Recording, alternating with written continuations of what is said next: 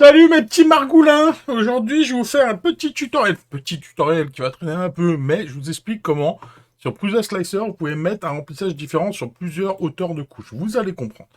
En fait, c'est très simple. Vous allez déjà, dans un premier temps, slicer, parce qu'il faut qu'on connaisse les hauteurs. C'est très compliqué, qu'on connaisse les hauteurs. Donc, vous allez slicer.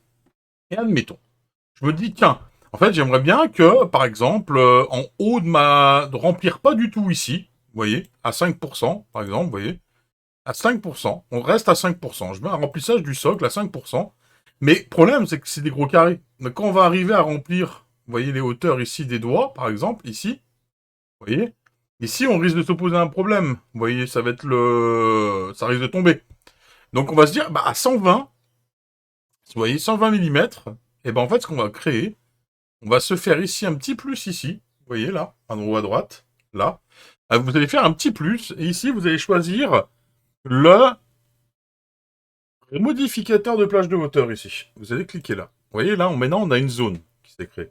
Donc vous allez dire, eh ben moi de 120, vous voyez, d'ici, hauteur de début, de 120 à le maximum, on est à, on va dire 200, parce qu'on s'en fiche, de toute façon.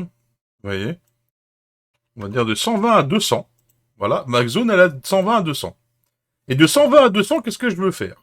Ça c'est très simple, moi je veux remplir. Vous voyez? Et j'ai envie de remplir à 30%, comme ça on voit bien, vous voyez? Et ben regardez quand je vais reslicer, les gens. Et ben voilà, regardez, c'est magique. À partir de 120, on a tout là, on a notre 5% générique ici, vous voyez là. Et à partir de là, de la zone de 120, vous voyez, donc si on vient à 120, on est à 80, 90, 110, 115, toujours à 5%, et là, paf, vous voyez. Et là, en fait, on va mettre une hauteur, un remplissage beaucoup plus important, vous voyez, pour tenir cette partie ici violette, le dessus, quoi.